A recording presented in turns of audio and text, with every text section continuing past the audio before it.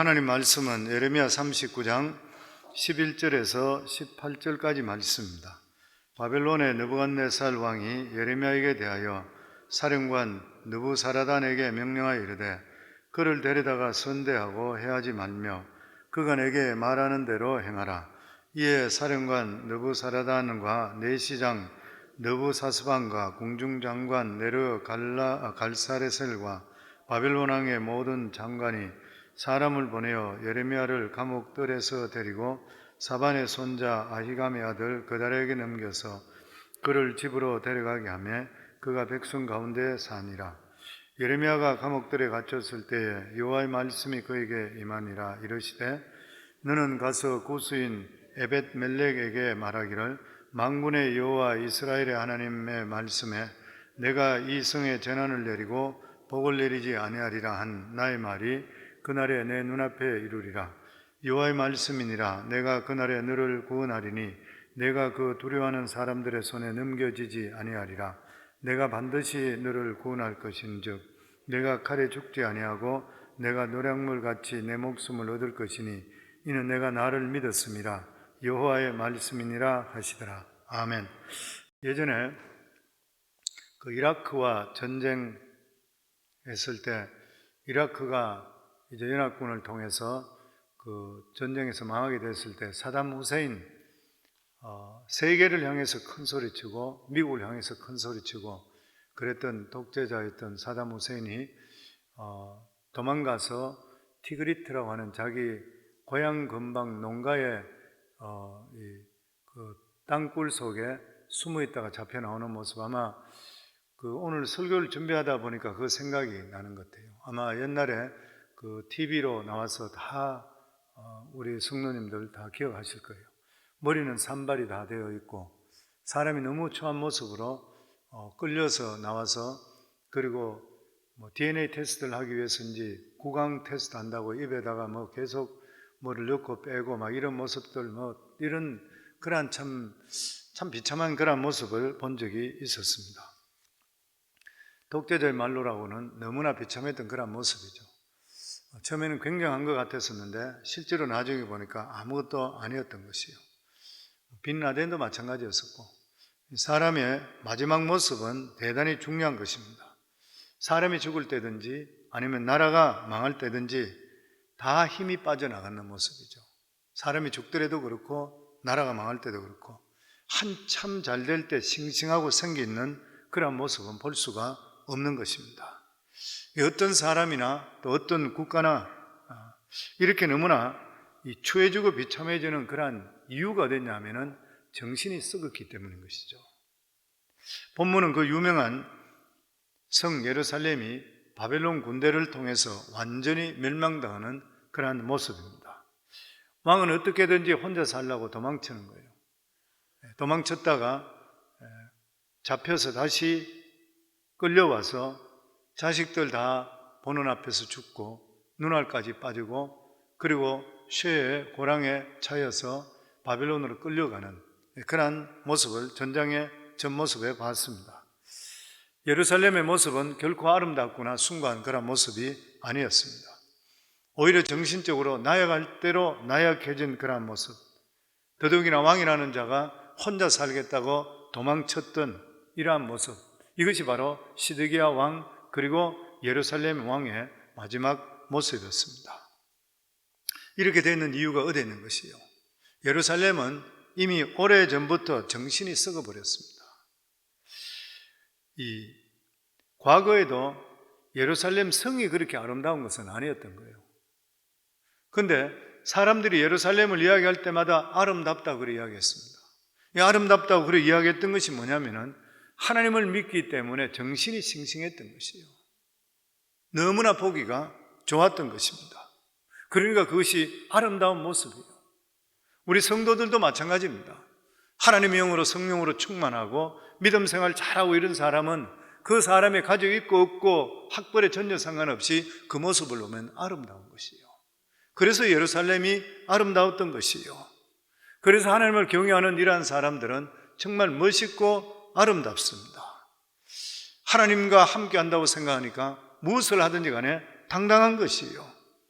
그리고 어떤 경우에 처해지더라도 감사하는 것이요.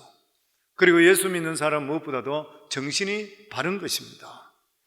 그렇기 때문에 하나님의 백성이 바른 신앙을 가지고 살아있게 되면 어떤 어려움이 닥친다 하더라도 그것은 하나의 연단으로 끝나고 다시 일어설 수가 있는 것이에요. 그런데 만약에 신앙 상태가 불투명해지고 정신마저 썩어버렸다면 그 사람은 결코 일어날 수가 없는 것입니다. 사실 예루살렘 자체 성지순례 가보시더라도 아시겠지만은 난공불락의 그러한 성입니다.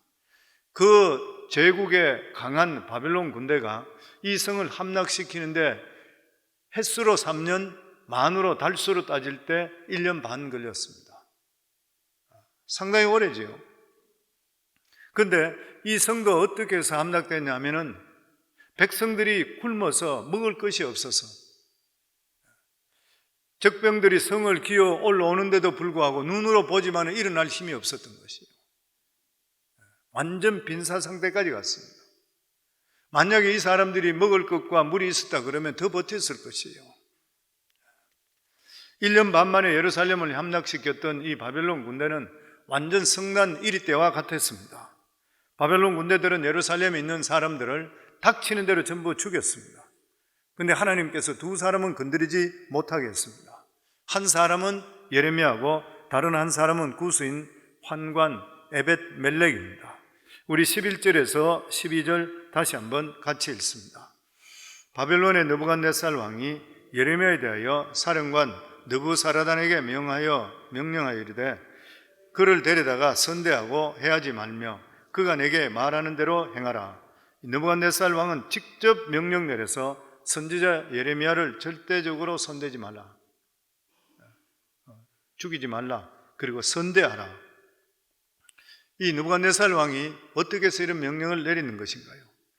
아마 이 느부갓네살 왕은 성에서 계속적으로 예레미야가 바벨론에 항복하라 이렇게 외쳤다는 것을 다 알고 있었을 것이에요. 전쟁을 한다 그러면 첩자도 가 있을 것이고 소문들이 다 나와 있을 것이에요. 그러니까 이 왕이 생각할 때에 예레미야는 친바벨론주의다, 자기 나라를 좋아한다 이렇게 생각했던 것이에요. 그런데 실제적으로 이런 일들까지도 보면 하나님의 역사하심이죠. 왜냐하면 하나님께 사명 준 자는 하나님께서 결단코 다치지 않고 보호해 주시게 되어 있는 것이에요. 예레미야가 이스라엘 백성들에게 항복하라 했는 것은 바벨론이 강하기 때문에 항복하라 했는 거 아니잖아요. 바벨론이 생각할 때는 친바벨론주의자이기 때문에 저 사람이 우리를 좋아하기 때문에 항복하라고 이야기했다고 왕은 생각할지 모르지만 예레미야가 항복하라 했는 것은 이스라엘 백성들이 하나님 앞에 너무나 많은 죄를 지었는 거예요. 이 죄에 대해서 대가를 받아야 되는데 이 대가를 받는데도 불구하고 너희들이 그 가운데서 유일하게 구원을 얻을 수 있는 것은 빨리 항복함을 통해 피해를 줄이라는 것이에요. 그 말이었던 것입니다. 그리고 또 한 사람은 예레미야가 진흙 구덩이 속에 빠져 죽어가고 있을 때에 용감하게 왕에게 찾아가서 왕과 방백들, 왕은 줏대가 없었던 그런 사람이죠. 옆에 있는 신하들이나 백성들이 전부 강성주의자들이고 민족주의자들이고 우리가 어떻게 해서 바빌론 제국에 우리가 항복할 수 있느냐, 매국노다 이러고 있을 때에 그때에 환관이었던 사람, 내시였던 사람, 흑인 내시죠.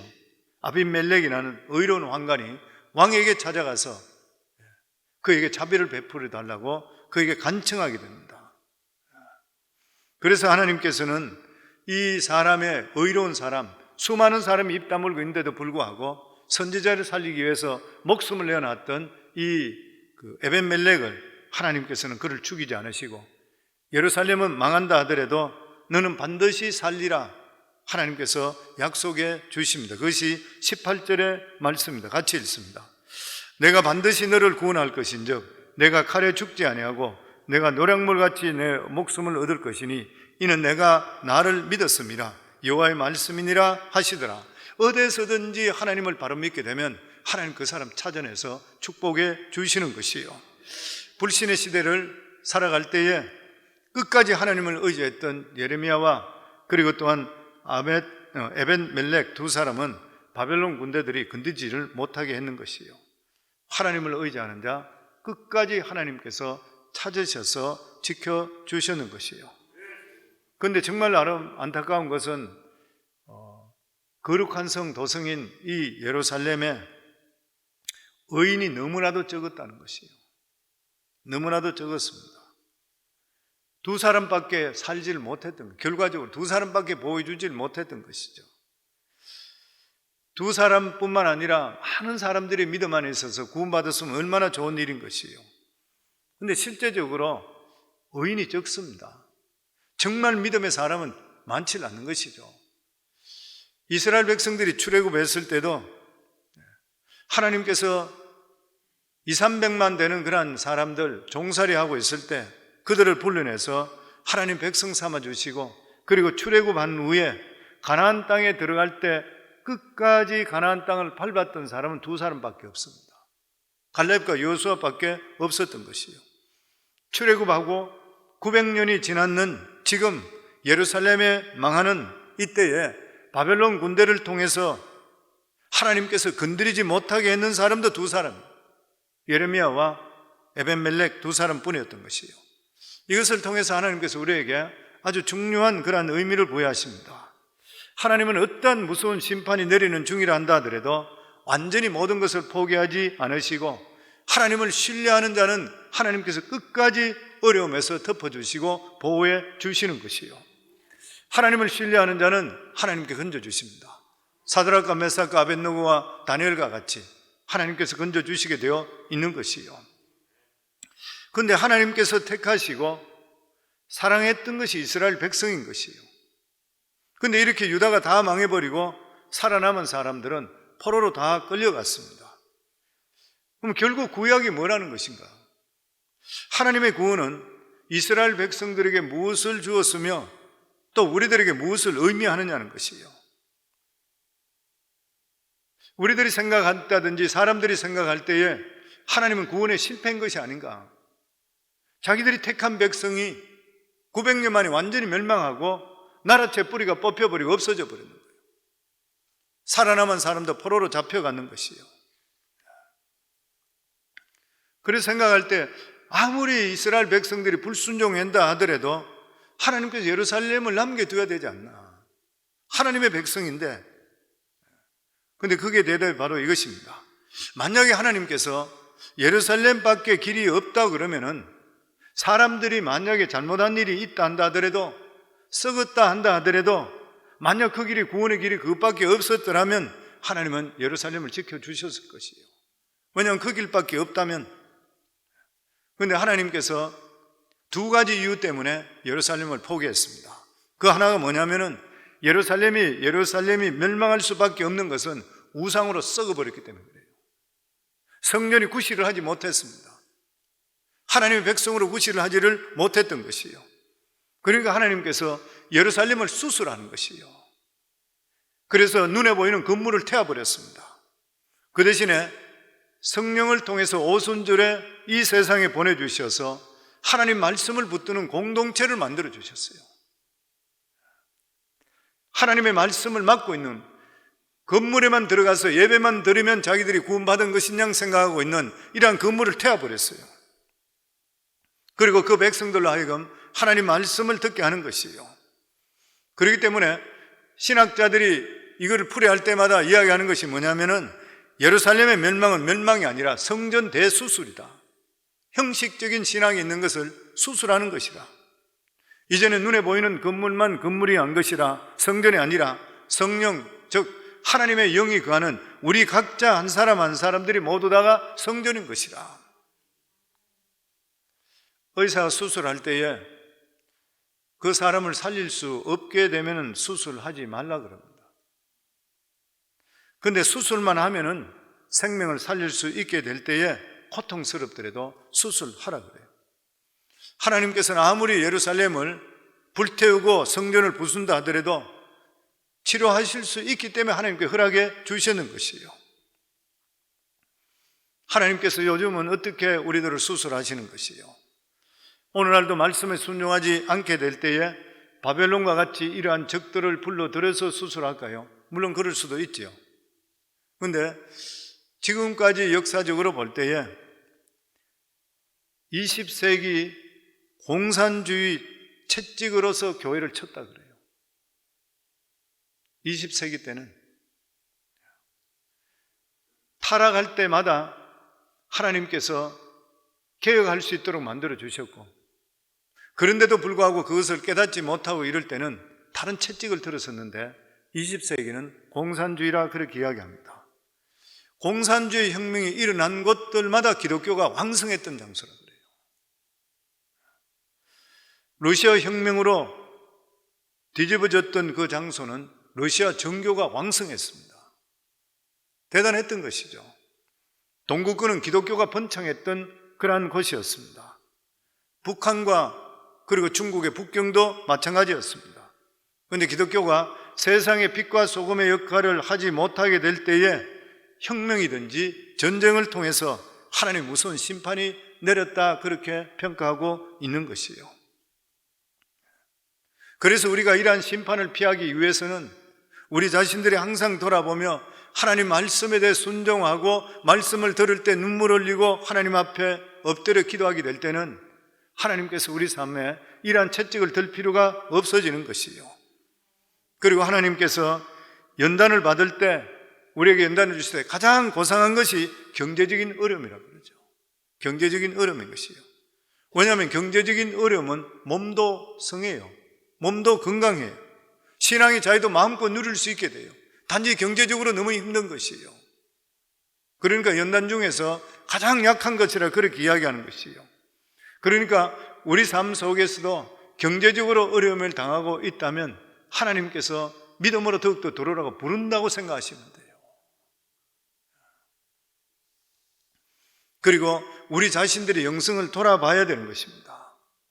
항상 우리 자신들의 영성을 돌아보고, 그리고 하나님 앞에 나와서 꿇어 엎드려서 하나님께 내어놓고, 저희들은 아무것도 할 수 없고 하나님 불쌍히 여겨 주시옵소서, 하나님께 항상 고백할 수가 있어야 돼요. 이런 사람은 하나님께 절대로 버리지 않습니다.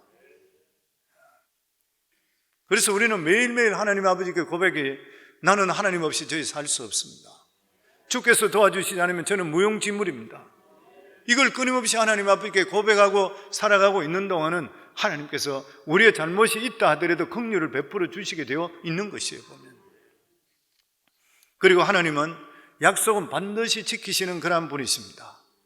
그리고 믿음으로 살려고 하는 자는 반드시 하나님께서 찾아서 축복해 주시게 되어 있는 것이고, 하나님의 예언은 반드시 성취되게 되어 있는 것이에요. 하나님 말씀은 1.1핵도 어긋남이 없이 역사 속에 구체적으로 모든 것이 이루어지게 되어 있는 것입니다. 그리고 누구든지 하나님을 찾는 자들은 하나님께서 그에게 복을 주시고 치유해 주시고 능력이 나타나게 되어 있는 것이에요. 어느 산골에 13살 먹은 그런 소년이 있었는데, 병이 들었는데 약을 써도 되지 않고 병이 자꾸 깊어가는 거예요. 그래서 구슬하라 해서 구슬했는데도 불구하고 더 몸이 깊어가는 거예요. 아버지의 걱정이 보통 걱정이 아니었었고 점점점 죽어가고 있었는 거예요. 그러고 있는데 담장 너머에서 종이 한 장이 바깥으로 떨어집니다. 그래서 누가 던지나 보니까 어떤 청년이 던지고 그냥 가는 것이에요. 그래서 그것을 종이를 열어봤더니만 요한복음 3장 16절의 말씀이에요. 하나님의 세상을 이처럼 사랑하사 독생자를 주셨으니 이는 저를 믿는 자마다 멸망치 않고 영생을 얻게 하려 함이라. 근데 이 말씀을 보는데 멸망치 않고 아들이 죽어가고 있으니까 멸망치 않고 영생을 얻게 한다, 이처럼 사랑하사, 그게 마음에 오는 것이에요. 그래서 사람들한테 수소문해서 이 사람이 누군지, 그 청년이 누군지 찾아갑니다. 그 아버지가 김충교라는, 아버지 이름이 김충교인데 이분이 찾아가는 것이에요. 찾아가서 보니까 이분이 누구냐면은 10리 정도 떨어졌는 곳에 용진교회라고 하는 그 교회에 전도사로 있는 사람, 시골 교회 목회자예요. 그 사람이. 그래서 그 사람한테 찾아가서 자기 사정을 이야기하고, 그리고 이 뜻이 무엇이냐 했을 때 예수 그리스도의 복음이 전거됩니다. 그래서 이 사람이, 이 아버지가 그 예수 그리스도의 복음을 거기서 받아들이고 예수 영접하고 구원받는 것이에요. 그리고 집으로 돌아가서 그 아들에게 복음을 전하면서 이 아들을 데리고 십리길을 다니면서 교회 나오기 시작했는 거예요. 근데 신기하게도 복음이 증거되고 교회 다니면서부터 이 죽어가는 아들이 다시 살아나는 것이에요. 그리고 이 아들이 십리길을 계속적으로 자라면서 계속 다니면서 교회 다니면 신실한 믿음 생활합니다. 그리고 이 사람이 믿음의 사람이 됐는데, 이 사람이 누구냐면 가나안 농군 학교를 세웠던 김용기 장로님입니다. 10만 명 이상이 되는 사람을 영적으로 일으켜 세우고 새로운 비전을 주었던 그러한 위대한 일을 했던 시골에 죽어가던 자가 요한복음 13장 말씀을 통해 살아나는 것이에요. 사랑하는 성도님들, 오늘도 하나님 말씀은 살아계세요. 오늘도 이 말씀을 우리 마음판에 새기시고 믿음으로 살아가시게 될 때는 김용기 장로님에게 일어났던 이러한 역사는 우리 속에도 항상 일어나게 되어 있는 것이에요. 그래서 우리의 소망은 예수 그리스도인 것이에요. 우리의 생명의 주인 되시는 분도 예수 그리스도인 것이고, 우리의 장래의 소망도 예수 그리스도인 것이에요. 오늘도 그 말씀을 우리에게 주시고 있습니다.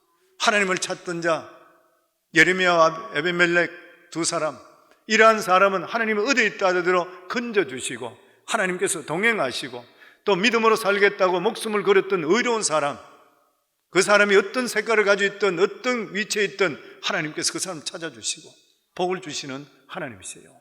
사랑하는 성도님들, 이 세상에 우리가 유일하게 소망을 가질 수 있는 분은 오직 하나님밖에 없는 것이에요. 그래서 우리가 믿음을 가지고 있다는 만큼 더 큰 축복은 없는 것이에요. 오늘도 이렇게 새벽에 나와서 하나님 말씀 들으면서 믿음으로 살기로 결단한 만큼 더 귀한 분은 없는 것이에요.